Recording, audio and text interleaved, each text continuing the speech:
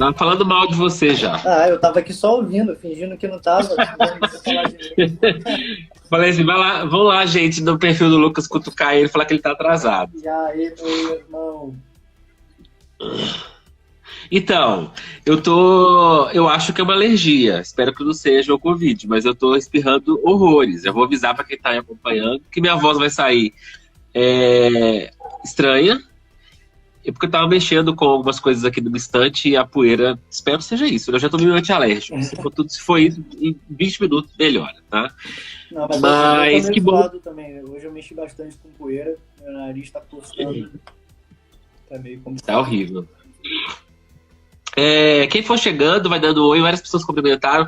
Eu queria muito falar uma coisa antes de começar, porque eu acho que eu só me atentei pra isso quando eu tava aqui de tarde lendo umas coisas. Por favor. É um tema tão delicado, o tema da morte, e às vezes vai parecer que eu falei morte, mas é morte mesmo, porque eu tô com o nariz entupido. É tão delicado que eu queria deixar um aviso antes, você que tá aí. Pode gerar gatilhos, né? A gente vai falar sobre temas muito delicados, sobre essa questão de pensar sobre o fim da existência, pode aparecer até perguntas ou temática do suicídio. Então, se você não está no bom momento agora, eu peço para você não ficar aqui, porque pode ser que isso não funcione para você agora. Não é o momento. E aí o vídeo vai ficar disponível depois lá no meu canal, você pode ver em outro momento, tal, pode procurar a gente também no privado para conversar sobre o assunto, se isso não for fazer bem para você agora, então você avalia, tá? Se isso vai ser interessante para você acompanhar. E se sim, bem-vindo, né? Todo mundo que está aqui. Beleza. E me fala, você tá me ouvindo bem? Tô sim, você tá me ouvindo? É porque eu não tô usando fone agora, né? Pra mim ficou na mesma, tá tudo bem. Então tá ótimo. Vamos esperar mais um pouquinho. Vamos esperar.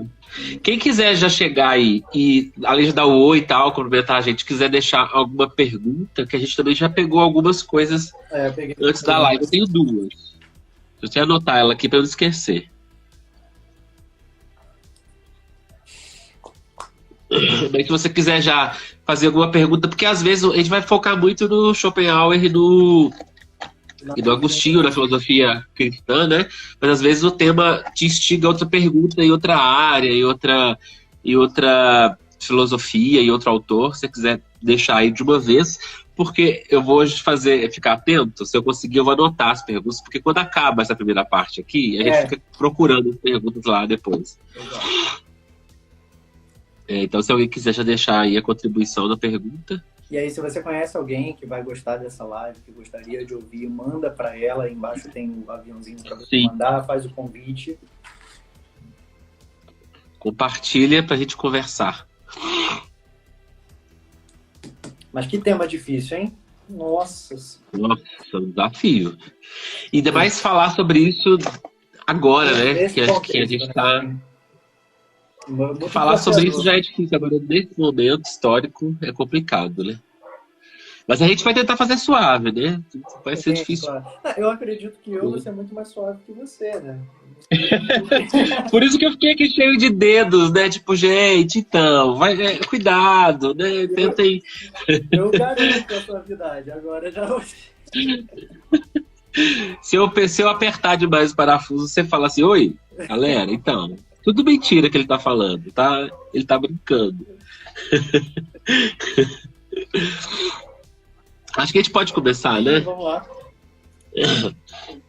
Que tal a gente que você fazer uma introdução aí? Você quer introduzir o assunto ou o filósofo? Não, prefiro que você introduza o tema. E aí eu... Tá, beleza. Então, gente, vocês que estão... A Isabela tá rindo aqui. Pois pessoal, vocês que estão acompanhando a gente, a live tão esperada, tão temida também, né? Boa noite, Jackson. Então, vocês que estão aqui com a gente, vou apresentar como é que a gente chegou no assunto, né? A gente percebeu na primeira live que a gente falou sobre existencialismo que os temas existenciais, eles engajam mais e talvez, assim, é uma porta de entrada para a filosofia. Talvez falar de temas muito específicos ou muito fundamentais em alguma área talvez seja afaste de vocês. Então, o que a gente está propôs agora foi falar de temas mais existenciais, e a gente fez lá uma enquete, fez aqui, na verdade, né, no nosso perfil, uma enquete, chegamos finalmente à temática da morte. Bom, e aí, como nós temos, assim,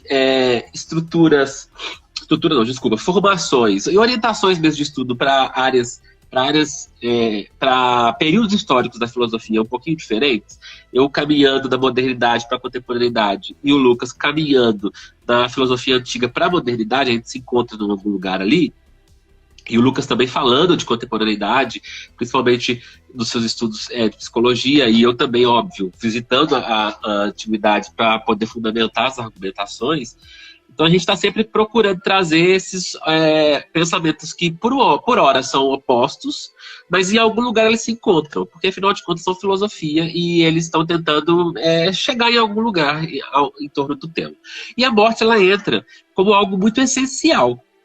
Ele vai falar, eu vou falar também, mas desde Sócrates, desde Platão, né, filosofar é o caminho para ensinar a viver, mas também a morrer.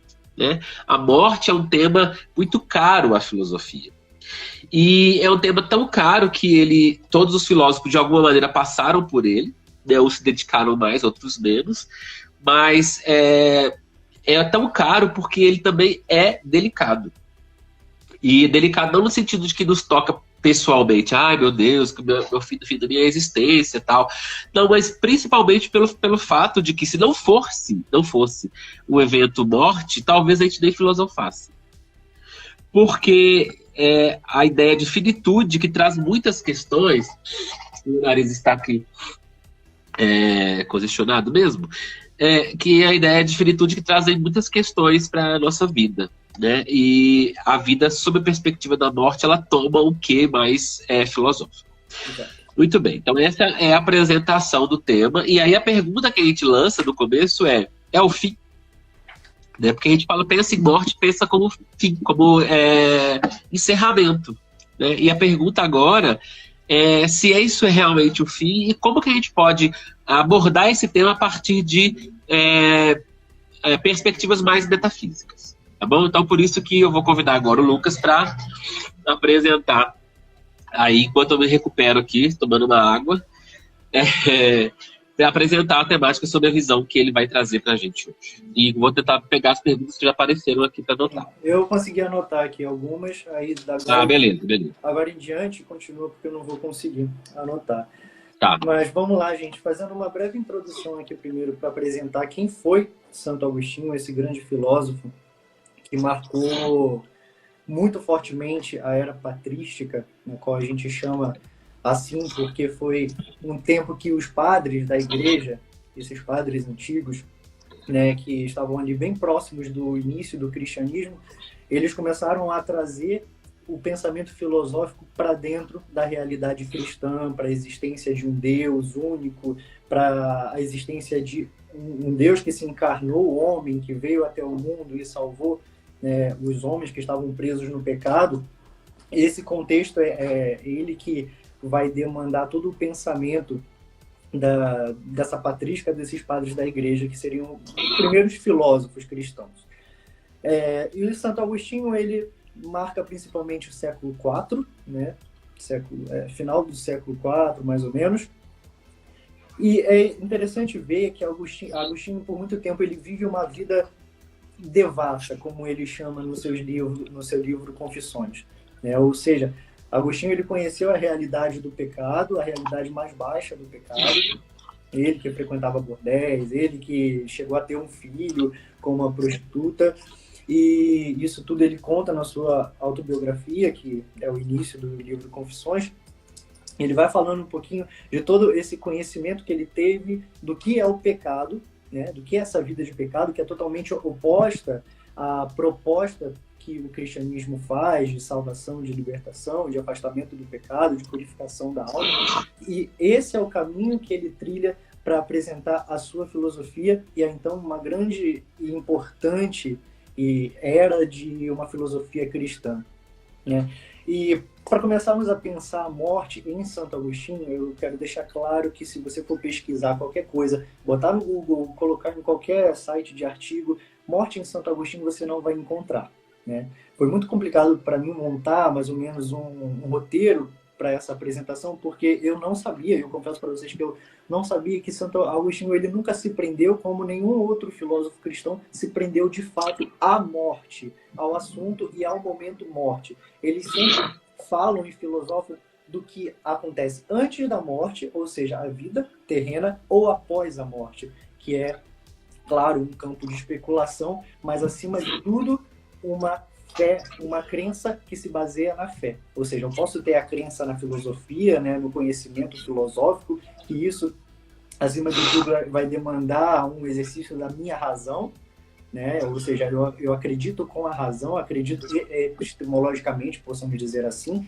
né? Mas, acima de tudo, esse contexto que eu vou falar e eu vou apresentar diante de Agostinho, ele precisa ter um pano de fundo de fé. Ou seja, você que não tem fé em Deus, não acredita em Deus, saiba que o pano de fundo da minha fala, o que vai me guiar aqui é o pressuposto de que existe um Deus, né? De que existe um Deus que mandou o seu Filho, como eu falava no início, Jesus Cristo, e salvou o mundo. Isso daí é o básico dessa fala, dessa introdução para entender o pensamento de Santo Agostinho. Ou seja, vamos falar aqui de um filósofo cristão, né? Tendo isso como uma introdução e uma rápida apresentação de quem foi Santo Agostinho, para a gente pensar a morte, continuar pensando a morte nele, é importante pensarmos como eu vejo a vida, ou seja, a minha perspectiva de vida, né? O que é a vida para mim, como eu vivo, como eu preciso entender a vida.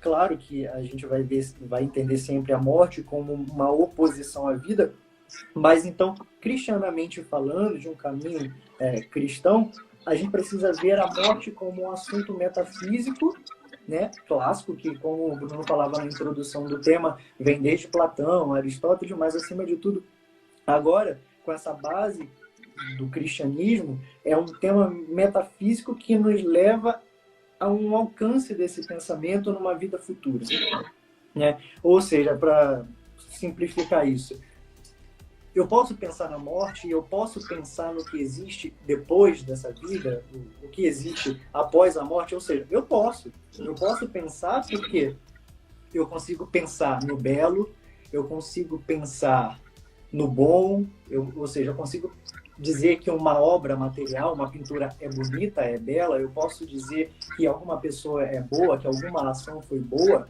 né? Eu consigo, ou seja, isso são temas metafísicos, que não são materiais. Se eu falar para você, Bruno, pega o belo e me mostra, né? Materialmente, pega na sua mão e me dá para eu ver, para eu tocar. Não tem como. Ou seja, é um tema que vai além da física, ou seja, metafísica. Eu não posso tocar, eu não posso experimentar fenomenologicamente, aí um termo mais kantiano, mas eu não posso materialmente tocar, eu não posso ver, mas a minha capacidade cognosciva de conhecimento, ela me leva, né, a conhecer, a tal, e como o Agostinho fala, é interessante isso, ele pode praticamente tocar, né, tocar nesse conhecimento.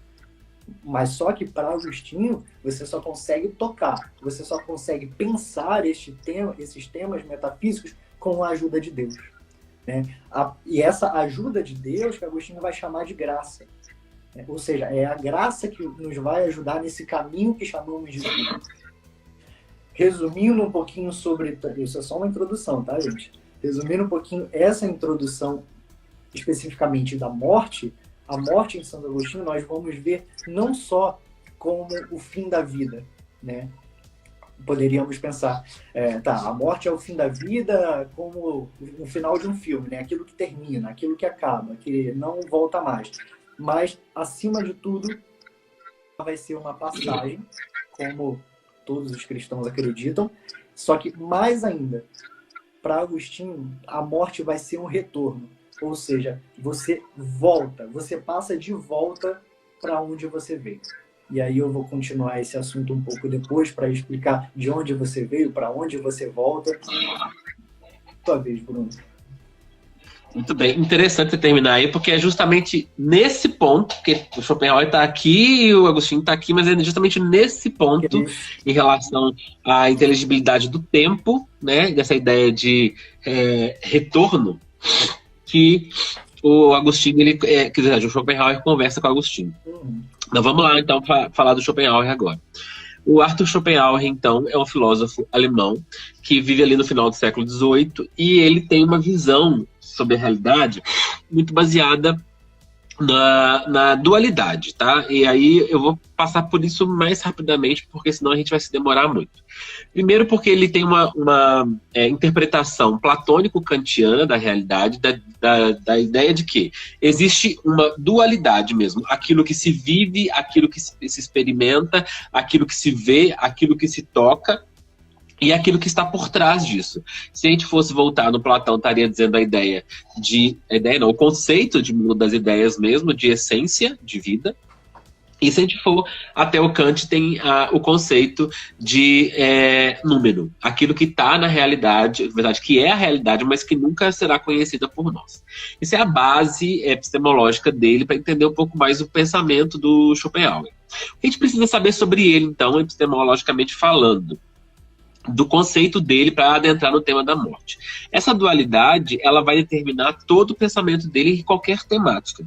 Na temática da morte, e como qualquer outra temática, a gente vai pensar a realidade, como diz o principal livro dele, o nome do principal livro, como vontade e como representação.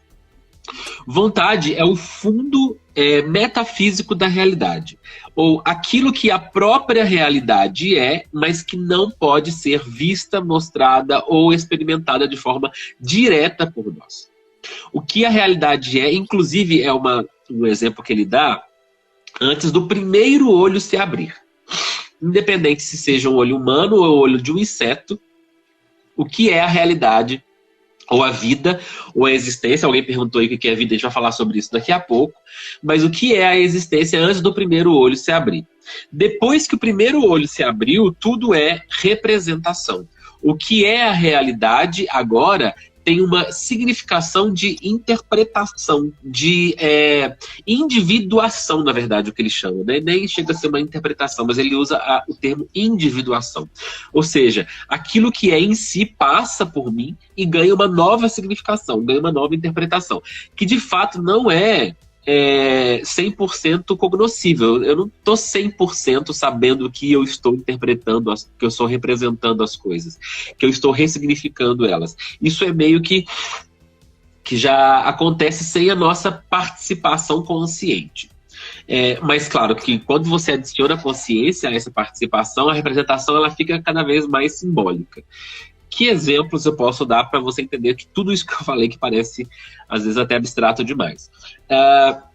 Eu costumo falar para os meus alunos um exemplo bem simplesinho, né? Pensa em filmes. Quantos filmes ou quantas expressões artísticas a gente pode ver e quantas representações sobre isso a gente pode fazer? Você pode sair de uma mesma sala de cinema odiando um filme, porque aquilo trouxe outras coisas que você não gosta, e você pode sair de uma sala de cinema gostando muito daquele filme, porque aquilo te revelou, me desculpa, gente, outras coisas que você gosta. Isso que você interpreta, tá? Então, cuidado, tá? Por isso que eu gosto do exemplo do filme. Aquilo que você interpreta em si mesmo não é a representação ainda, é o que você faz com a representação. Ou seja, aquilo que você recebe do filme, você leva para dentro da sua consciência e você faz conexões com o seu passado, com as suas memórias, com os seus gostos pessoais. Isso você está trabalhando com a representação. A representação é, de fato, o momento em que aquele filme, aquelas imagens, elas passam pelas suas percepções diretas e elas já entram ali ressignificadas. Não por você diretamente, porque você pode ressignificá-las num segundo momento, mas ressignificadas pelo seu aparelho receptor de realidade.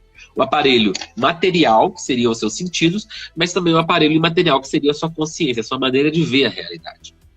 Muito bem. Então, eu tenho essa dualidade do pensamento schopenhaueriano. Como que, então, a morte entra nessa ideia, para a gente já terminar essa introdução? A morte ela precisa ser vista sobre esse aspecto de um corpo, de uma consciência que interpreta um evento. E como é que esse evento ele é conhecido? Eu sempre conheço a morte pela morte dos outros. A morte ela nunca vai ser conhecida diretamente, pelo menos de forma elaborada na consciência, por você. Você nunca vai conhecer de fato a morte. Você está conhecendo a morte como um evento na vida do outro. E isso causa, primeiro, estranhamento e depois medo. Eu vou falar sobre isso daqui a pouco. Então, a morte ela faz parte da representação, mas ao mesmo tempo ela também funciona como uma passagem. E é por isso que é importante pensar se ela é o fim ou não. Uma passagem, e aí eu termino voltando no mesmo lugar que o Lucas falou ali. Uma passagem de um ser, que é o lugar onde eu estou agora, para... Os nomes vão mudar, mas a estrutura é a mesma. Para o não ser de onde eu vim. Então eu estou retornando também, depois da morte, para o Schopenhauer, para um lugar de onde eu vim. Eu já estive na condição de não ser. Não ser, e aqui tem a ver com consciência, tá? E aí eu retorno para esse lugar. Agora, as significações que isso vai funcionar para ele são diversas, e aí a gente vai conversando. É interessante, né, perceber que aí ele fala que você volta para o não ser, mas o que é o não ser senão nada, né? Então você volta para o nada. Você vem do nada, você passa por essa vida e você volta pro nada. Eu acho isso muito sem graça, né? Essa vida é muito fútil, porque você vem aqui, faz um passeio e aí de repente você evapora. Ou seja, é complicado pensar isso, mas... Eu tô anotando aqui porque não é bem assim, mas já volto. Pode falar. Só uma catucada, mas vamos lá. Pegando também, você falou, né, lá no início da introdução do tema, você falou de uma frase que eu até anotei aqui, que Platão dizia, né, que filosofar é aprender a morrer. Né? E é justamente isso. E por que pode soar um pouco estranho isso para o cristianismo, já que o cristianismo ele não vai falar muito sobre a morte, sobre, como eu falava, a morte enquanto momento, né, enquanto aquela dor, a perda, porque você aprende a morrer na vida porque você é guiado por uma vida finita. E você tem plena consciência que essa vida vai acabar em algum momento. Né? Todas as suas ações, tudo que você faz e tudo que você escolhe, e mais para frente a gente vai pensar nessa escolha enquanto possibilidades também, que angustiam, né, o homem, mas o que vai direcionar você nessa vida é que em algum momento ela vai acabar. Né? Trazendo para o contexto atual, todos nós estamos fugindo da morte por coronavírus. Sim, porque nós queremos adiar esse acontecimento que temos a consciência de que vai acontecer. E se a gente se prender nesse fato, nesse acontecimento, cara, eu falo para você, acabou. Né? Você não vai querer mais sair de casa, você não vai querer mais trabalhar, você não vai querer fazer simplesmente nada, porque vai acabar a qualquer momento. Você não sabe quando vai acabar, mas vai acabar. E aí que vem essa luz do cristianismo, que Agostinho pega, principalmente a teoria de metapsicose de Platão, né? O que ele vai fazer com isso? Ele vai colocar Deus, ele vai cristianizar essa teoria e ele vai te dizer que você é uma criatura criado por um Deus que te criou por amor, e porque você foi criado por amor, você vive nessa vida por amor, o amor que é Deus. Tudo que você age, tudo que você escolhe é por amor, com a consciência de que essa vida acaba, mas ela acaba materialmente. Essa vida ela acaba aqui. Por quê? Porque você faz um retorno, a passagem para o retorno. Você vai para de onde você veio, ou seja, você volta para o amor supremo. E é legal pensar nessa passagem também com, como eu falava no início, com a consciência.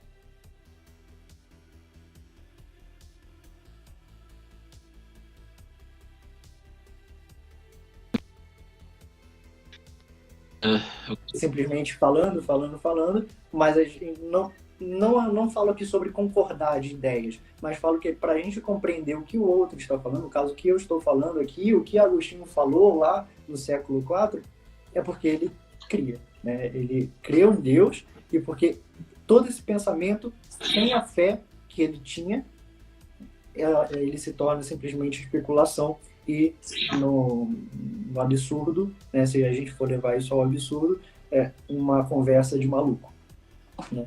E uma coisa que eu queria colocar aqui em jogada é pensar também a morte sempre como uma causa de fim, mas uma causa final, não de finalidade. E aqui eu vou falar o porquê que eu acredito que são coisas diferentes. Eu falar que a morte é o fim da vida e a morte é a sua finalidade. Se eu falar para você que eu preciso que você trabalhe, eu tenho uma empresa, eu falo para você, olha, eu preciso que você trabalhe para que a gente consiga faturar no final do mês 50 mil reais. Bom, a finalidade do seu trabalho será não simplesmente trabalhar, né? O trabalhar será um meio. A finalidade será alcançar o faturamento de 50 mil reais no final do mês. Ou seja, você precisa fazer tudo para alcançar isso. Uhum. Se eu falar para você que a morte, perdão, é a finalidade da vida, é simples, é só você pegar e se matar. E a gente abre uma porta, né, para a conversa do suicídio, que eu não vou abordar aqui, pelo menos agora. Então, não podemos pensar nunca a morte como a finalidade da vida, mas como uma causa final, como uma causa que coloca a vida na condição de finita, que, como eu falava antes, ela vai acabar em algum momento. E aí, se a gente pensar, né, no que Spinoza falava, o homem só pensa na morte. E ele falava justamente pensando que o homem ele vive pensando na morte, tudo que ele faz é porque ele sabe que vai morrer. E aí Agostinho, claro que ele é bem anterior a Spinoza, mas a gente consegue pegar no pensamento de Agostinho que o homem ele não vive pensando na morte, mas ele vive pensando na vida, né? O homem vive na esperança de que, além dessa vida, existe algo muito maior. Existe uma vida eterna, porque ele retorna para onde ele veio. Ele veio do eterno e ele volta para o eterno. Sim. Uma colocação? Sim. Não, eu acho que tá bem colocado o problema. Posso apresentar aqui? Uhum. Já guarda aí que alguém perguntou uma coisa sobre alma, tá? Se tem Agostinho, se sempre existiu e tal, dá uma olhada aí. Mas vamos lá. E a Manarista tá me traindo, que eu tô com vontade de espirrar. Só porque eu vou começar a falar. Mas vou abordar o tema da morte de Schopenhauer desde o início, de como é que ele percebe isso. Bom, até ficou ali no finalzinho da nossa enquete 2 temas, o amor e a morte. E realmente Schopenhauer ele trabalha com a temática do amor e da morte muito próximas. Elas têm a mesma significação inicial. Que é a ideia de que tanto o amor, cuidado, tá, gente? Aqui vai começar uma badzinha. Tanto o amor quanto a morte, elas são insignificantes em relação à espécie humana, em relação à existência humana. Eu vou explicar por quê. Se você ama ou se você morre individualmente, isso só tem sentido para você enquanto indivíduo. Porque em relação à existência e em relação à espécie humana, isso não faz nenhuma cócega, não muda em nada a relação da espécie humana. Porque a vida continua. Se você ama ou se você não ama.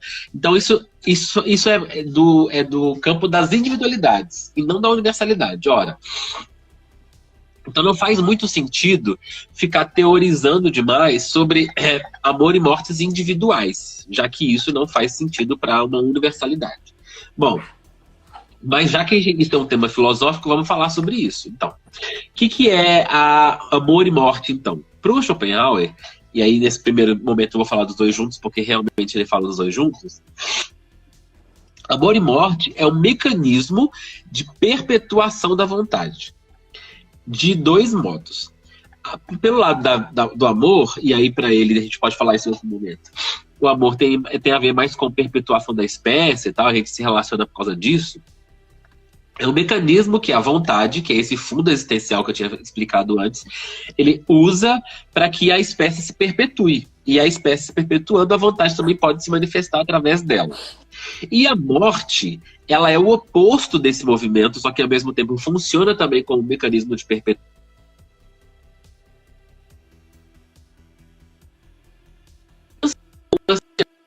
E ao mesmo tempo, ela dá um equilíbrio existencial. Nesse sentido, tanto a morte quanto o nascimento, que são dois eventos, eles estão em lados opostos de uma mesma balança. E que balança é essa? A balança da existência. Você precisa passar pelos dois eventos, porque isso contribui para a perpetuação da vontade. E ele começa a dizer que a vida, por causa que a vida está nesse meio entre o nascimento e a morte, a vida é como um sono, desculpa. Você está dormindo porque você saiu, e agora eu vou responder dela, sai do nada e volta para o nada, mas não é bem isso. Você sai, não é do nada, do não ser no sentido da ausência de existência. Mas você sai da vontade enquanto um fundo existencial, porque é a única existência que perpetua e que funciona de forma fundamental, e volta para ela. Então, nesse meio tempo, você está vivendo na representação. Ou seja, é como se você vivesse, e aí aqui a inspiração platônica também, no mundo falso. Falso porque é baseado em percepções. Falso no sentido não de que ele deve ser minorado, abandonado, mas falso no sentido de que ele não é um mundo completo, do jeito que ele é em si mesmo. Ora, cada um de nós, obviamente, percebe a realidade de um jeito. Então, esses polos da existência, tanto o nascimento quanto a morte, eles servem de contrapeso. E aí a vida, o que é vida? Alguém perguntou também. Vou deixar aqui rapidamente uma resposta, mas se precisar a gente volta nesse tema e até complementa com o Agostinho aí. Mas pro Schopenhauer, a vida é um intermezzo, que ele vai dizer assim, é um momento entre esses dois polos da balança. Entre o momento que você nasce e o momento que você morre. Só que esses eventos, eles não exterminam a universalidade, ou seja, a vontade em si mesmo. Eles exterminam as individualidades. Mas elas, de alguma forma, e aí eu vou falar melhor disso no final, elas retornam, tá? Só seguindo aqui. Então, o que é exatamente a morte? Em vista do indivíduo agora. Já falei em vista da universalidade, vou falar do indivíduo. Ela é uma solução dolorosa para o desengano da nossa geração voluptuosa. Então, vou repetir porque eu notei essa expressão. É uma solução dolorosa para o desengano da nossa geração voluptuosa.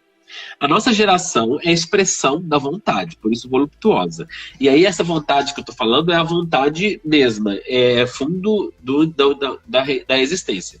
Tanto é que ela faz parte de nós, porque o Schopenhauer fala que ela, ao passar por nosso corpo, que é o lugar de percepção da existência dela, ela gera em nós vontades menores, desejos, que eu vou chamar de desejo a partir de agora. E esses desejos, eles são rastros da vontade em nós, ou seja, vontade em sua última instância, ele vai chamar de vontade de viver, e por isso que a gente tem tanto medo da morte, porque todas as vontades somadas, elas são, em seu mínimo múltiplo comum, a vontade de continuar vivendo. Só que o que acontece? Esses desejos que passam pelo nosso corpo, eles são gerados por essa vontade, mas eles são modificados pela representação. E aí, por que a morte é uma solução dolorosa? Porque ela termina com o fato de que nunca as nossas vontades, mesmo que satisfeitas, e aqui vontades e desejos, nos tornarão felizes.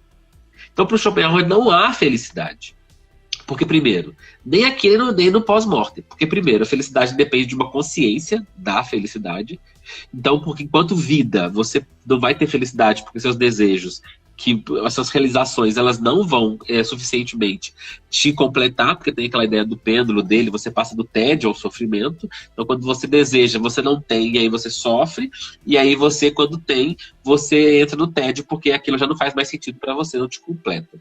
E aí, no momento em que talvez você teria uma ideia, uma sensação de completude, a sua consciência cessa, porque você passa para o não ser. Então, não existe felicidade.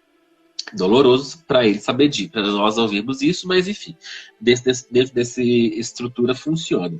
E aí, o que acontece é que a gente não precisa brigar com esse evento. Olha, não tem felicidade, depois da morte tem felicidade, mas eu vou ficar brigando com a morte? Não, porque a minha individualidade, que para ele é miserável, insignificante, ela não perde nada com a morte. Porque talvez seja essa ideia de que a morte me tira coisas, a morte me tira... Ela não tira nada, porque você só retorna para um lugar em que você não vai sofrer. Não existe sofrimento. Então, isso deveria ser visto como uma dádiva. Tá? E aí, cuidado, porque ele não está defendendo suicídio. Eu vou falar também, a gente pode falar isso nós dois juntos daqui a pouco. Mas para terminar e não ficar longo demais o Schopenhauer e já voltar pro Lucas, ele vai dizer uma coisa até engraçada. Se você bater nos túmulos, se você for de túmulo em túmulo, perguntar às pessoas se elas querem, se fosse possível, óbvio, né? Perguntar às pessoas se elas querem voltar à vida, elas vão dizer que não. Porque lá, pelo menos, não se sofre. Nossa, forte, hein? Muito forte isso. Tá suave ainda. Se você for ler, uma lágrima aqui e a coragem aqui. Sim, vamos lá. E aí, acho que pegando também esse caminho aí de finitude, de dualidade, como você falou no início, Agostinho também, ele acredita que, indubitavelmente, o homem é um composto de corpo e alma. Sendo que, como ele vem dessa teoria de Platão, ele vai entender que o corpo é um aprisionamento da alma. A alma está aprisionada no corpo e ali ela já passa por esse sofrimento. Eu acho que ele passa um pouquinho perto do Schopenhauer, né? Pensando nisso, que a alma ela já sofre esse não um aprisionamento como impossível de ser liberto, mas porque ela encontra em Deus essa sua libertação, essa sua esperança. E aí o que a gente não encontra em Schopenhauer, a gente vai encontrar muito em Agostinho, que é essa esperança, né, pós-morte, pós-vida, né, uma vida eterna. E essa esperança é o que vai conduzir e é o que vai meio que consolar a sua alma nesse aprisionamento no corpo, né? Muita gente leva também esse pensamento de Agostinho ao absurdo, falando que é impossível a felicidade nesse mundo, porque a alma está aprisionada no corpo, e o corpo é como que uma tradução do pecado. Não, no início, Agostinho ele até pensa isso porque ele viveu, né, muito próximo do período maniqueísta, e como eu falei, Agostinho foi por muito tempo não cristão, então tudo isso influencia o pensamento e a filosofia dele. Mas depois, quando ele vive a sua conversão e ele consegue aproximar esse conhecimento do conhecimento de Deus e de quem é Deus para ele, então ele coloca essa esperança nessa vida e ele consegue entender que a alma ela é superior ao corpo e que ainda que ela esteja presa ao corpo nesta vida, ela não pode se submeter aí às suas vontades, aos seus desejos, porque essa vida ela tem uma indicação final, ela tem um caminho, ela tem aonde chegar depois dessa materialidade. Ou seja, essa vida material ela é finita, mas a alma, justamente pela alma ser, desculpa a redundância, mas ser o ser, né, de maior quantidade no nosso meio material, ou seja, a alma não é material, mas ela tem o seu sopro de vida dado por Deus, que é o ser soberano. Então, a alma ela está acima do corpo e, por isso, ela não pode se submeter ao que o corpo pede, ao que o corpo deseja. Então, até uma pergunta que eu me fazia e que eu pensava bastante era: será que eu toparia viver a eternidade desse mundo? Né? Assim, se a gente for pensar a nossa condição de vida hoje, eu pergunto a todos vocês que estão assistindo a gente: você toparia hoje, da forma que você está, com a vida que você está, com o corpo que você está, viver eternamente, sem a consciência de que isso vai acabar algum dia? Ou seja, a sua vida totalmente perderia o valor, né? E quando a gente vê o pessoal da economia, da matéria de economia falando, a gente vai aprender que a raridade, ela inclui valor. E a abundância retira o valor. Ou seja, quanto mais raro, mais valor. Quanto mais você tiver, menos valor. Né? Então só parar um pouquinho, porque tem uma frase, e aí olha aqui, o Schopenhauer não é tão ruim assim, amiguinho do Agostinho. Muito isso que você falou agora. Se a vida individual fosse eterna, acabaríamos por preferir o nada. Justamente porque é uma perpetuação de acontecimentos que a gente se enfada. Entrar no tédio, né? Uhum. Não, exato. Eu não quero falar mesmo. Essa vida, né, essa vida aqui, ela só vai ter todos os seus problemas resolvidos com a morte, né? Todos os seus problemas. Só que a questão, né, que como eu falei, sem a fé a gente ficaria na especulação. Se o homem é um composto de corpo e alma, tá, unidos, vida, separados, quando morre, se separa, o corpo se deteriora e a alma. Né? Então essa é uma questão que Agostinho vai falar, que essa alma retorna de onde para onde veio. E aí, como eu falava dessa vida eterna, que se nos fosse dada aqui, cara, a vida seria um tédio, a vida seria um terror, né? Nós não teríamos preocupação e nem valores, né? Acho que os valores seriam tirados, porque não precisaríamos pautar as nossas escolhas em nada, né? As nossas vontades, elas não estariam impedidas por nada, né? E aí isso é um grande mal moral e ético para Agostinho, porque nós escolhemos a partir da consciência de que eu sou um composto de corpo e alma, e a minha alma ela deve se sobrepor ao meu corpo, aos seus desejos menores, às suas inclinações, né? E é importante também a gente entender o aqui e o agora, a nossa vida, como necessidades particulares. Necessidades particulares, ou seja, escolhas que nós vamos sempre ter a possibilidade de fazer, de escolher, olhando para um além, olhando para o que vem depois, né? Não pode acabar na morte simplesmente as nossas escolhas. Porque, e aí eu penso também na filosofia de Epicuro, quando ele vai falar, né, sobre os prazeres, a vida ela é direcionada ao prazer, alguma coisa assim, ela é pautada pelos prazeres, né? Mas só que ele continua, ele vai além, porque se ele parasse aí, ferrou. Ia dar a entender que todos nós podemos viver simplesmente pelo prazer, e individualmente o que é prazer para mim, né, e não é para o outro, mas ele vai além. Ele fala que as suas escolhas de vida no prazer, de viver no prazer, elas têm sempre que ter a intenção de perdurar a vida. Ou seja, você nunca pode escolher em reduzir o seu tempo de vida. E aí, em Agostinho, aqui, a vida material. Muito interessante trazer Epicuro, porque ele fala que a gente não deve temer a morte também. Então, é um tema que para ele é caro também, e essa ideia de que o prazer ele tem que ser favorável à vida, né? Ele tem que ser favorável à vida e não pode ser, como você falou, para reduzir a vida. E outra coisa, né? O prazer ele tem que ser moderado também pela razão. E é justamente a razão que vai dizer quais são os prazeres mais duradouros e os menos duradouros. Aí, rapidinho, deixa eu só fazer aqui um parênteses. Claro. Não sei o nome dele, mas o Elo, ele falou, enquanto eu falava, isso só de modo especulativo. Então, é como eu falava no início. O meu plano de fundo, de fala e de filosofia por Agostinho, pressupõe a fé, né? Pressupõe a fé em Deus, a fé em uma esperança de eternidade pós-morte.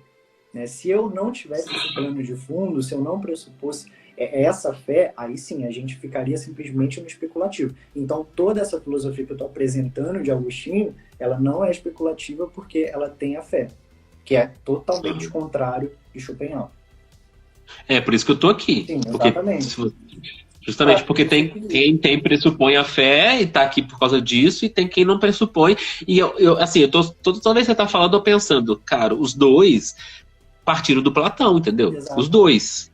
Então, assim, tem uma fundamentação fundamental, ou fundante de uma filosofia clássica, mas olha, eles estão usando uma estrutura platônica para falar duas coisas em muitos lugares opostas. Exatamente. Né? O que eu vou trazer agora? Que eu trago verdades dolorosas, tá? Como sempre. Eu sou a minha boa nova não é tão boa assim. Mas a verdade é o seguinte: que tá dizendo aqui, olha, a gente tem uma arrogância muito grande quando a gente fala assim, nossa, mas a gente se perdeu muito com a morte de fulano. Quando a gente percebeu a morte de alguém, né? Então a gente perdeu esses dias pessoas famosas e tal. E a gente fala, nossa, mas fulano morreu e tal, não sei o quê.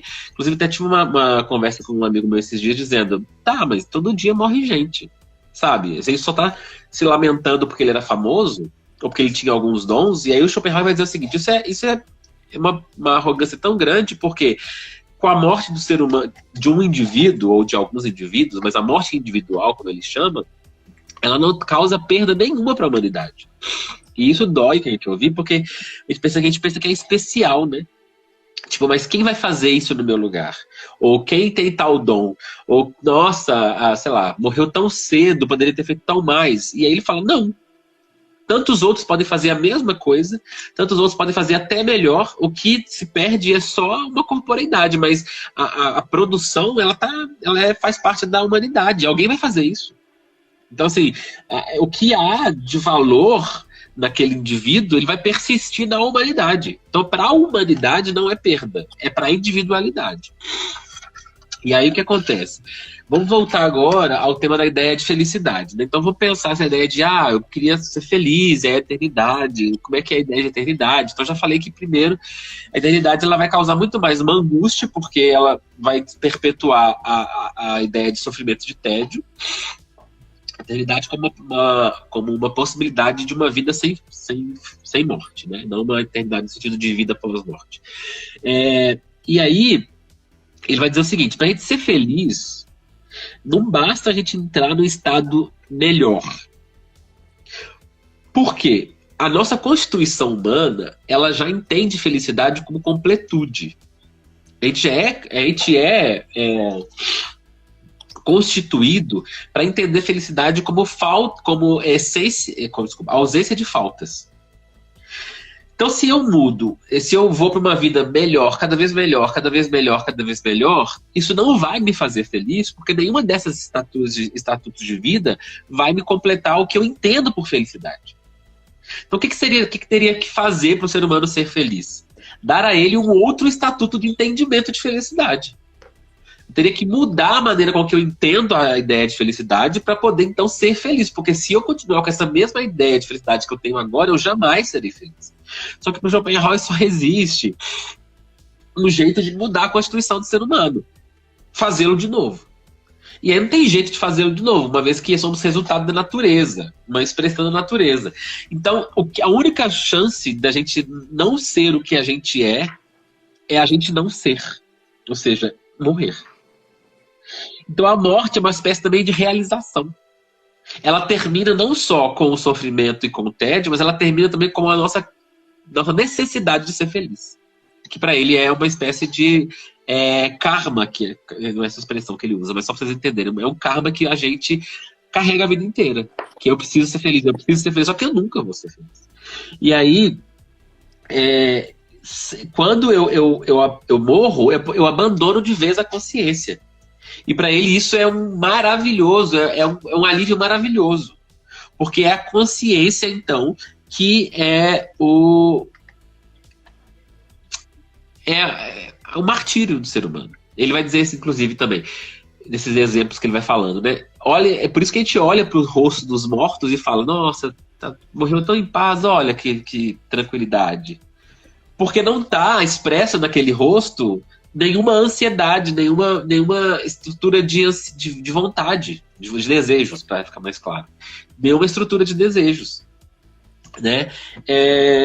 E aí, se eu desejar a imortalidade, eu só estou desejando a continuidade da vida. E ora, se vida, na verdade, é continuidade de sofrimento e tédio, eu estou desejando nunca ser feliz. Então, desejar a eternidade é desejar não ser feliz. É um contrassenso, é um paradoxo, desculpa, mas não é um contrassenso. Porque, na verdade, o que a gente entende por felicidade já está estruturado desde a nossa Constituição. Vou terminar por aqui, porque aí, da próxima vez que eu voltar, eu vou falar sobre suicídio, aí você fala também. Tá. Só fazer aqui também um parêntese, porque o Elo, ele respondeu aqui, ó, sobre o que eu havia comentado. Tá. Ele falou, sim, é que você especulou como seria a vida eterna, sem a morte, e você especulou como seria. Agostinho não escreveu sobre como seria a eternidade mortal, isso que eu quis dizer. Exato. Ele tinha falado do que eu havia colocado aqui como uma questão, né? Caso você tivesse a possibilidade de viver nessa vida eternamente. Realmente, Agostinho não falou disso, mas eu usei isso para explicar o que Agostinho falou, né, sobre a prisão do corpo, meio que inclinar e responder à inclinação dos seus desejos e das vontades mais baixas. Então, perfeito, ele fez a colocação ótima. E aí... O que você acha, só para a gente interagir um pouco mais antes de você falar, a gente dá uma comentada, responder alguns comentários, para não ficar muito perdido. O que você acha? Claro, mas... Que aí a gente faz uma interação agora, senão a gente fica falando do pessoal meio que... Eu ia falar para você desligar e voltar, porque já vai dar já o tempo. Ah, beleza. Falta quanto? Não, para mim não mostra, só para você. Não, ainda não mostrou aqui, não. Vai porque vai dar 1 hora. Ah, falta 8 minutos. Ah, então tá ok. Acho que dá para responder os comentários dessa aqui e a gente termina na outra que a gente abrir, então. Vamos voltar aqui para cima. Deixa eu ver se ficou alguma coisa. Acho que a gente respondeu o que é a vida, o que é a morte para cada um. Tem uma pergunta muito legal aqui, a do Alex, que é... Então faz aí. Como Agostinho lida com a questão da alma? Ela foi criada do nada ou sempre existiu? Bom... fala aí. A alma individual... Primeiro é importante saber que Agostinho ele não fecha essa questão, né? Ele deixa essa questão em aberto na sua filosofia. Mas a alma individual, ela ganha o seu ser, ou seja, o seu ânimo, né? A alma em latim é anima, então por isso ela está animada e ela ganha esse seu ser por Deus e pelo ser de Deus a partir da eternidade. Então a alma, quando a gente pensa na eternidade, podemos por um lado dizer que ela sempre existiu, enquanto eternidade, mas enquanto alma individual, né, alma quantitativa, uma alma, 2 almas, não, elas estão todas compostas no ser, né, no ser de Deus, da eternidade. Deixa eu ver. Nossa, tem muito comentário, tô assustado. Se a gente não fazer isso agora, simplesmente vai ficar aqui, peraí. Peraí. Deixa eu ver se eu acho alguma coisa. Tem um pessoal bem pesado, né? Igual Schopenhauer. Né? O maior erro do ser humano foi nascer. Só que a questão o erro não é do ser humano, a gente nem isso escolhe, entendeu? Tipo, a gente não pode nem falar que a gente errou nisso, porque a gente não escolheu. Para entendermos a morte, precisamos entender a vida. O que é vida? Acho que a gente já comentou sobre isso. Se não ficou muito claro, podemos especificar depois melhor também. Isso está lá no começo. Eu não tô sabendo lidar aqui porque as pessoas estão falando e eu tô aí em cima e volta. Vamos fazer o seguinte, Lucas. Eu vou falando aqui, você anota aí e a gente volta para responder na próxima, porque vai apagar tudo isso. Deus, uma necessidade psicológica de duração?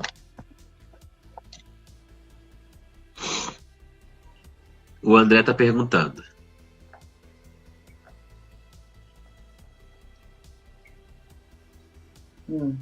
Mente e alma... Pode só colocar os tópicozinhos que aí a gente repete para a pessoa. Mente e alma é a mesma coisa? Do pressuposto de Deus cristão, a criação vem do nada? Então, a criação vem do nada? Isso é para você. As Dores do Mundo, do Schopenhauer, foi um dos melhores. Realmente eu tô com ele aqui do lado, das Dores do Mundo. Falando de Aristóteles, Schopenhauer é incrível. Me lembra a felicidade como uma análise póstuma da finalidade da vida. Nunca é uma determinação de opção, mas dos outros, sim.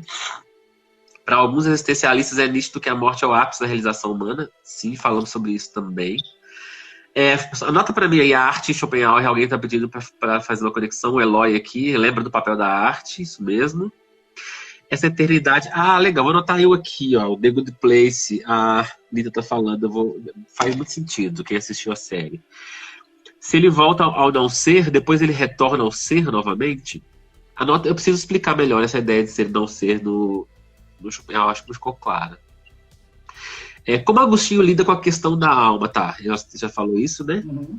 É meio sem graça, acho que é isso. Então a gente vai fechar essa aqui, gente. A gente vai abrir a próxima para, primeiro, responder as perguntas. Então, se tiver alguma pergunta, já pode mandar lá na gente abrir. E depois a gente vai finalizar com 2 tópicos, tá? Primeiro a gente vai falar sobre suicídio e depois a gente vai fazer as considerações finais. Pode ser Eu só assim? quero falar da felicidade. Beleza. Voltamos. Então, vamos lá. O que você quer falar? Tem alguma pergunta do Agostinho aí que você quer responder? Já falou, você teve a questão da alma, né? Tem uma pergunta lá do início que eu anotei, que é bem interessante. Agostinho, Tá. Agostinho vê a morte como consequência do pecado? Seria isso mal? Isso daí é um pouquinho difícil de responder assim, porque eu precisaria falar da filosofia do mal, né? Em Agostinho, teria que explicar o que é o mal. Mas, resumidamente, e assim, os filósofos estão aí, me perdoem, mas só para quem não entende entender, o mal ontológico, ou seja, o mal, todo mal, sem nenhuma possibilidade de ser bom, não existe para Agostinho, né? Tudo o que existe para Agostinho é bom em última instância, em última análise. Por quê? Porque tudo que existe foi criado por Deus. Ponto. E só uma introdução para você entender que não existe o ser mal, né? E aí, Agostinho vê a morte como consequência do pecado? Sim, porque a morte é a libertação da alma que está presa nesse corpo material que se deteriora quando morre. Ou seja, é a libertação da alma. O corpo, enquanto aprisionamento da alma, é uma materialidade do pecado. Mas não podemos dizer que o corpo é a manifestação do mal e o corpo é mal, porque o corpo também foi criado por Deus. Ou seja, ontologicamente ele não é mal, mas ele é inferior à alma. E a morte, né, é a sua libertação, a libertação da alma. Muito bem. Tem uma pergunta de alguém perguntando se a mente e a alma é a mesma coisa em Agostinho. Não, em Agostinho não, porque aí a gente cairia lá em Descartes, né? Não, ele acredita nesse dualismo de corpo e alma, né? Mas a mente, para Agostinho, ele nem chega, na verdade, a fazer uma filosofia da mente, nem essa coisa mais cognoscível, sabe? Para Agostinho é a graça de Deus que empurra o homem na direção de Deus, né? E aí eu vou aproveitar e falar um pouquinho da felicidade, porque, ou seja, não é a mente do homem com o seu esforço, né? Não são as suas leituras, não é a sua vontade de aprender que ele vai chegar ao conhecimento de Deus. Não. Para Agostinho, é a graça de Deus, né? E aí tem uma coisa que ele deixa em aberto também, que seria que como que Deus escolhe essas pessoas, para que conheçam a Ele? Ou como que Deus coloca na pessoa esse desejo de conhecê-lo? E aí a gente entra na felicidade. Ou seja, todas as pessoas, elas têm a inclinação de conhecer a Deus. Elas anseiam a Deus. Por quê? Porque todas as pessoas desejam ser felizes. Para Agostinho, quem é a felicidade? A felicidade é Deus, né? Deus é a felicidade, Deus é o amor. A alegria é a manifestação da felicidade. Todo homem, ele deseja ser feliz. E aí, um livro muito importante, que é o Confissões de Santo Agostinho, no livro 10, ele vai falar e ele vai discorrer sobre esse tema da felicidade muito detalhadamente e muito poeticamente. Eu acho muito lindo, né? E ele fala, é um diálogo dele com o próprio Deus. Ele fala: quando te procuro, procuro a felicidade. Te procuro para que minha alma viva. Ou seja, você vê que a alma do homem, ela tem o seu ânimo, ela tem a vida em Deus. E aí, para ser realizado nessa vida material, você só vai se realizando aproximando esse seu conhecimento de Deus. Então, quanto mais você conhece a Deus, quanto mais você aproxima esse conhecimento de Deus, mais você se realiza, mais você está próximo de ser feliz. E aí, de forma alguma, você vai ser feliz por completo. Por quê? Porque nessa vida você se esbarra no corpo, você se esbarra na materialidade. Consequentemente, você se esbarra na tristeza, nas dificuldades, naquilo que é sempre inferior à felicidade. E aí também é legal pensarmos que Agostinho, ele defende que eu posso seguir um caminho, o Bruno pode seguir outro caminho, mas nós vamos estar ansiando a mesma coisa. Ambos vamos querer ser felizes.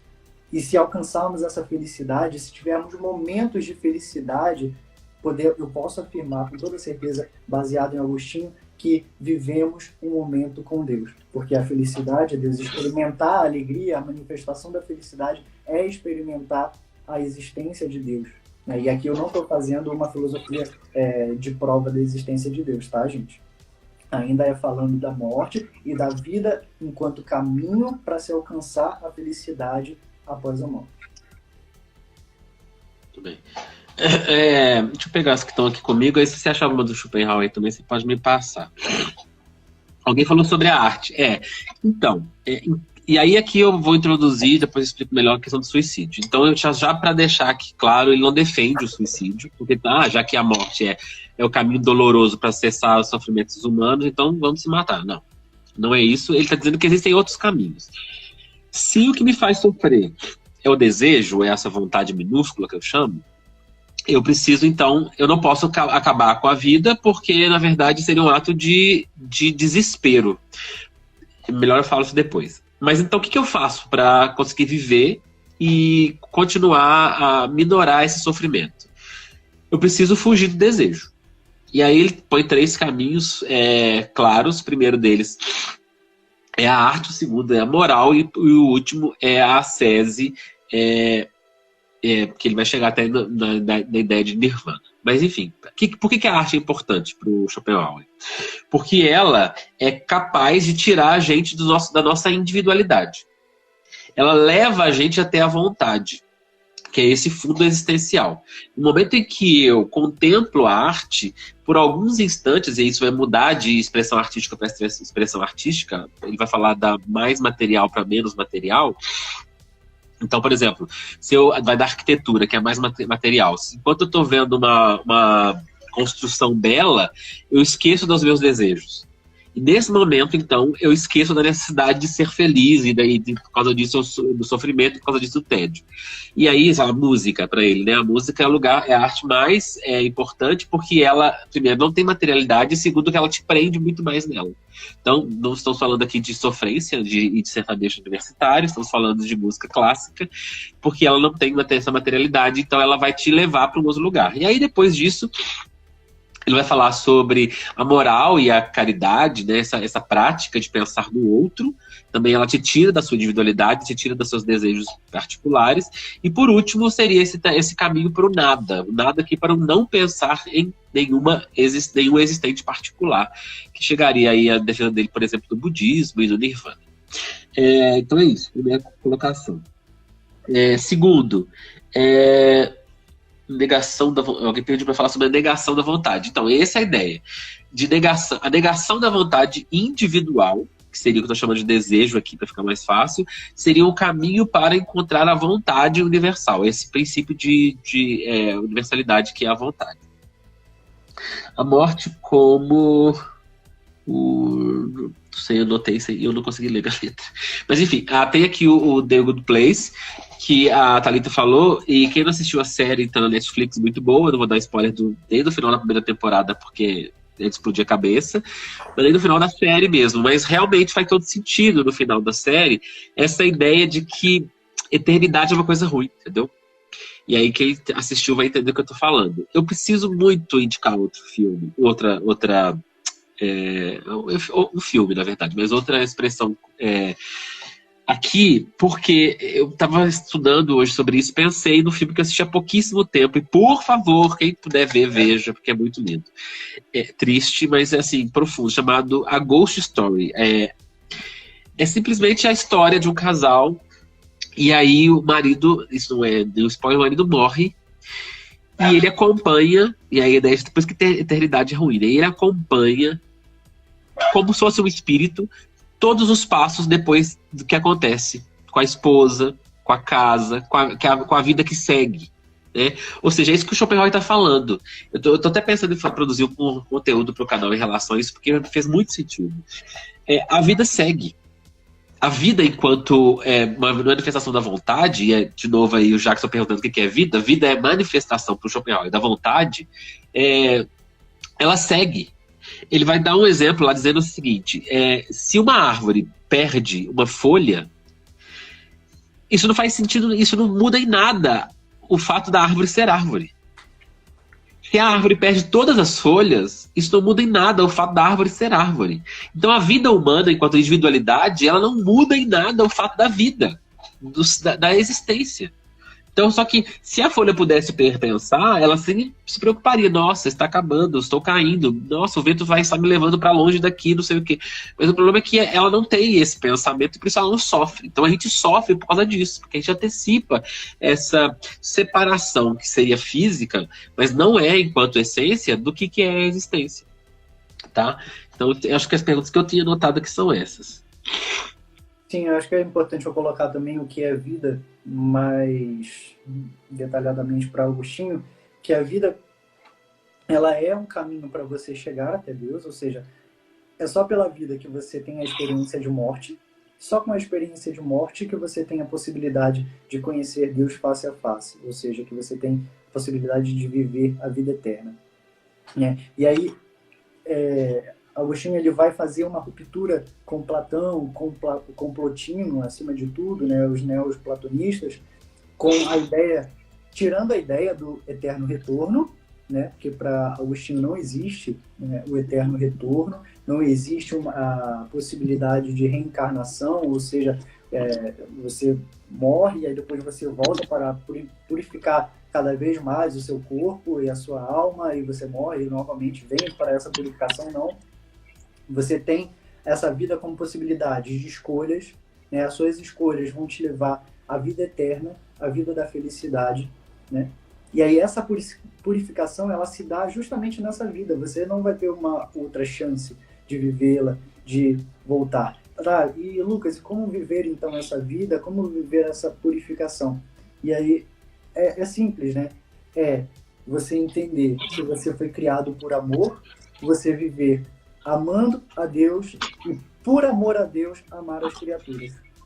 Então, essa é a vida bem vivida para Agostinho. Uma vida que tem o foco na eternidade e o anseio, acima de tudo, de conhecer o Ser Supremo, o Ser Eterno. E aí é legal a gente retomar um pouco também a fala de São Paulo, quando ele escreve, né, não sou mais eu que vivo, mas é Cristo que vive em mim. Então, é essa vida tão incorporada, né, no ser de Deus, nessa ansiedade de viver eternamente a felicidade. E aí, por que eu não posso tirar minha vida? Por que eu não posso optar pelo suicídio? É porque este caminho ele é necessário para que eu conheça a Deus, né? E tirar a minha vida não é antecipar o conhecimento de Deus, mas é romper as possibilidades de escolhas que eu posso fazer para conhecê-lo um dia, na eternidade. O André perguntando, aniquilar o desejo seria uma morte em vida? Seria uma experiência de não vida. É interessante, André, que ele fala o seguinte, que a gente tem vontade de viver. E aí, eu tô vendo que vocês estão aqui embaixo assim, Nietzsche. Tá, a gente vai falar um dia sobre o Nietzsche aqui, inclusive, vocês sabem que quem me acompanha sabe que eu gosto bastante. Mas, inclusive, uma briga do Schopenhauer com Nietzsche é justamente essa, porque o Schopenhauer fala que o que nós temos é vontade de viver. Então, em nome disso, a gente trabalha, faz qualquer coisa, vontade de viver, ou seja, de perpetuar a sensação de estar vivo, que tem a ver com a ideia de sobreviver a todo custo. Por isso que, inclusive, ele, quando vai falar sobre o amor, ele fala que a gente ama para tentar, de alguma forma, vencer a morte, perpetuar a individualidade no outro, no filho, por exemplo.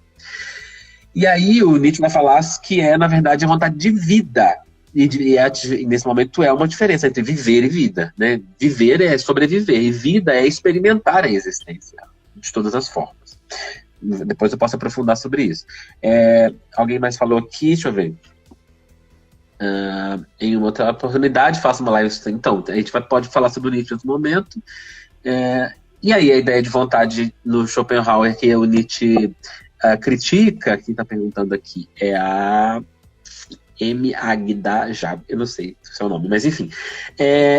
O que o Nietzsche critica no Schopenhauer, na ideia de vontade, é que, primeiro, o Nietzsche não tem fundo de nada. A primeira ideia do Nietzsche criticar o Schopenhauer é que ele é metafísico, então já está errado aí. E segundo, que a vontade não está fora do indivíduo, ela é ele vai mais para a ideia do Spinoza, do conatus, do que é um desejo interno do corpo, assim.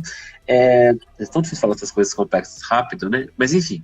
E do que do Schopenhauer mesmo, que é como se fosse um fundo que passa pelo corpo e tal. Muito bem. Que mais aqui? Lita, não é doloroso se limitar a essa vida para viver uma outra vida, só que agora é eterna. Lucas, para você. Então, Não é doloroso. Eu anotei que Beleza. eu tinha perguntado antes, mas eu ia falar isso sobre minha conclusão. Então, Lita, eu vou deixar isso aqui um pouquinho mais para o final, tá? Na minha conclusão eu falo. Nietzsche fala muito da decadência socrática, nomeia como niilismo negativo, justamente por aniquilar os desejos. Sim. Então o problema do Nietzsche é que o desejo não tem que ser negado, ele tem que ser vivido. E aí tem Dionisíaco e tal. No meu canal tem uns vídeos sobre isso. Deus, uma necessidade psicológica de duração, Lucas, anota aí se você quiser falar eu queria que ele falasse um pouquinho mais sobre isso. O que seria essa necessidade psicológica de duração? Seria enquanto conhecer a Deus, aderir a Deus... Não sei. Tem a ver com a ideia de tempo, talvez, né? Inclusive, então, quando ele... Mas aí isso é relativo no sentido de que com fé ou sem fé? Qual é o pressuposto, né, dessa necessidade psicológica de duração? Enquanto ele fala aí, eu vou comentar só do lugar onde o Schopenhauer concorda de novo com o Agostinho, que é a ideia que é a conceituação de tempo. Tempo é uma categoria humana, tanto para o Schopenhauer quanto eu tenho certeza para o Agostinho, porque antes da vida, e aí eu vou usar o mesmo exemplo da ideia, antes do primeiro olho se abrir, não tinha tempo, né? Não tinha tempo enquanto categoria de antes, depois, agora, futuro. Isso é uma criação da nossa representação. E aí, o Lúcio pode até falar melhor, mas para o Agostinho já é mais uma ideia do Deus como eterno presente, mas que enquanto cria o ser humano, e aí para ele cria também o tempo como uma categoria de criação. Sim. Mas só que para Agostinho, de fato, não existe passado nem futuro, e o presente é um pouco complicado falar do presente, porque seria o presente a Deus. Acho que a gente poderia resumir isso, né? O tempo é Deus, o tempo enquanto eternidade, que não existe nem início e nem fim. Né? E aí tem uma pergunta também que fizeram, que é muito mais um contexto teológico, sobre a criação. Deus criou do nada, né? Deus fez a criação do nada. Isso é muito mais teologia do que filosofia, mas a filosofia ela pode pensar isso no sentido de que por muito tempo na história da igreja foi pensado que sim, Deus criou ex nihilo, ou seja, do nada. Depois que veio o darwinismo, a teoria da evolução, meio que isso nunca foi dogma, né? Então poderia ter sido mudado. A igreja ela começou a abrir as possibilidades para essa criação, essa possibilidade de criação, dizendo que, bom, o mundo veio de um átomo, ok. O mundo veio de uma explosão, Big Bang, ok. Sendo que antes desse ato potente, dessa potência que virou tudo ato enquanto criação, havia Deus. Ou seja, existe sempre aí pode o primeiro motor de Aristóteles, né, o motor imóvel, antes de qualquer coisa acontecer, para que tudo fosse criado, ali já estava Deus, enquanto eternidade. O André respondeu aqui, seria pensar que o homem, no medo e terror da sua finitude, criou Deus para imaginar vivendo para sempre em sua presença. Então, isso daí pressupõe fé, entende? Para quem não tem o dom da fé, e vamos chamar aqui a fé de dom, então como algo recebido de Deus, para quem não tem fé, pode olhar sim por essa perspectiva sem problema nenhum. Quem tem fé vai dizer que não, né? Que o Deus não é criado pelo homem, mas Deus criou o homem. E aí é importante a gente pensar, a gente está falando de Agostinho, vamos então pensar como Agostinho chegou a Deus, né? Eu falava da felicidade, então dessa necessidade da busca de ser feliz, que todo homem anseia a felicidade, todo homem busca o bem, e aí isso são temas metafísicos, e aí desde Aristóteles e Platão a gente vê essa inclinação natural e involuntária do homem para conhecer todas essas coisas, todos os prazeres da vida, possamos dizer assim, né?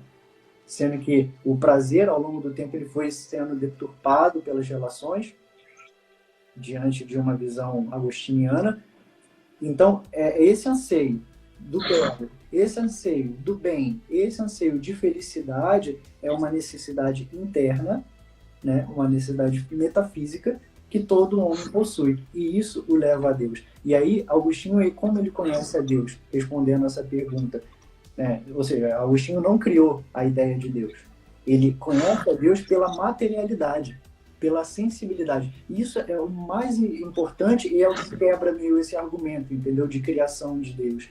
Porque Agostinho não estava pensando, eu vou criar um ser. Não, ele estava justamente através da sensibilidade, das coisas sensíveis, contemplando a beleza do mundo, ele fala: encontrei-te, Senhor, em meio às maravilhas, em meio às suas criaturas. Né? Isso nos livros de Confissões, ele também faz o capítulo inteiro desse caminho que ele faz até chegar a Deus. Ele chega a Deus por meio das criaturas, por meio da beleza, por meio da memória. Existem muitos caminhos que Agostinho abordou para chegar a Deus.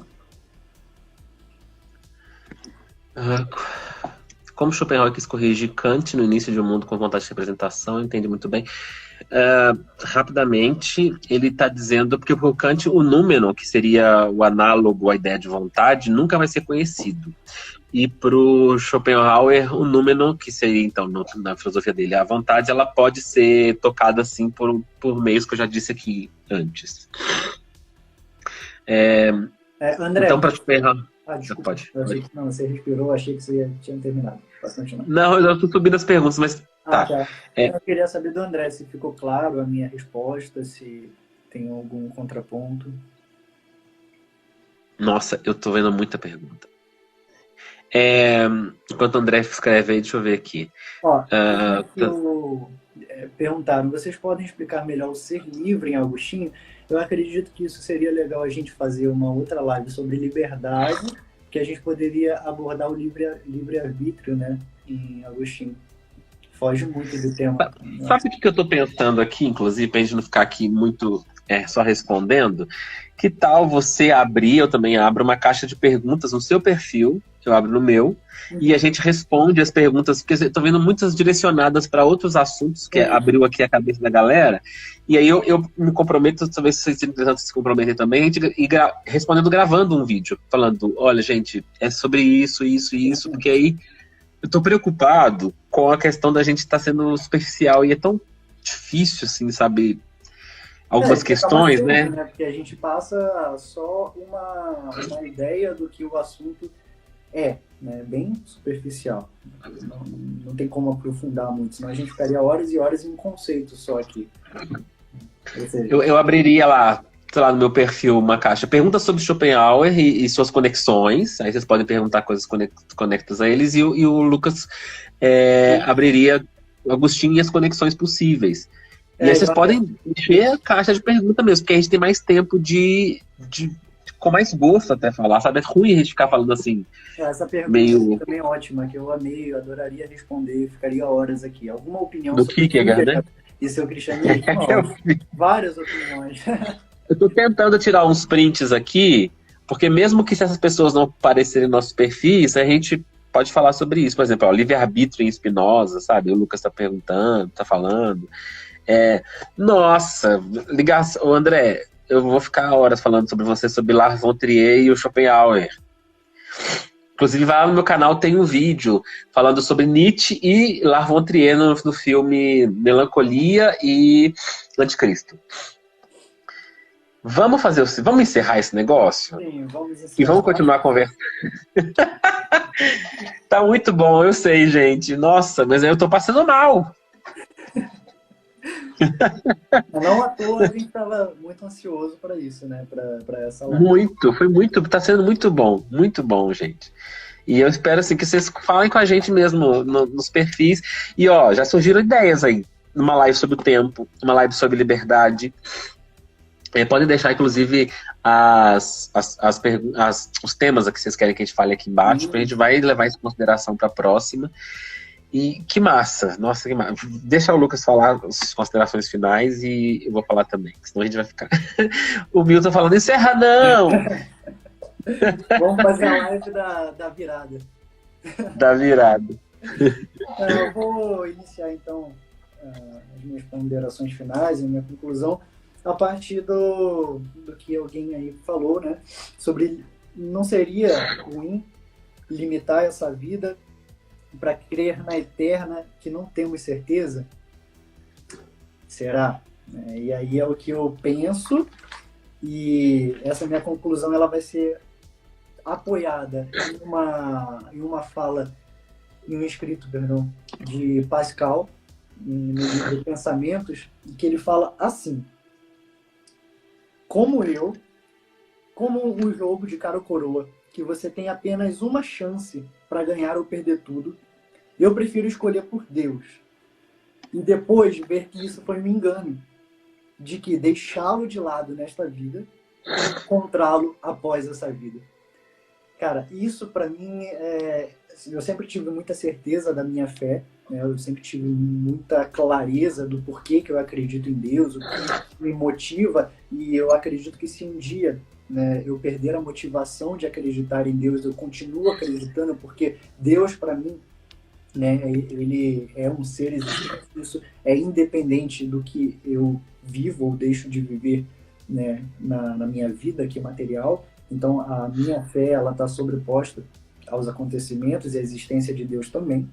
Mas, né, nessa vida eu prefiro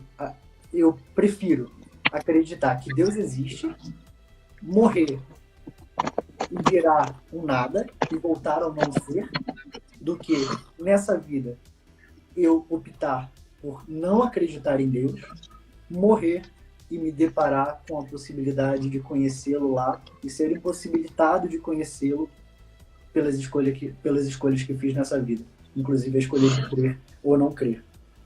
Fechando, então, também uma fala do John Magna no seu livro Holy Summer. Ele fala: e se a presente noite fosse a última noite do mundo? Eis a questão para vocês. Como você morreria hoje? Muito bem, profundo. Nossa. Sim, espero que não morramos, né, gente? Mas se for... Gente, olha, o que eu vou terminar aqui é o seguinte. Eu sei que o Schopenhauer é pesado, ele trata de um tema muito delicado, de uma forma inicialmente pessimista e tal.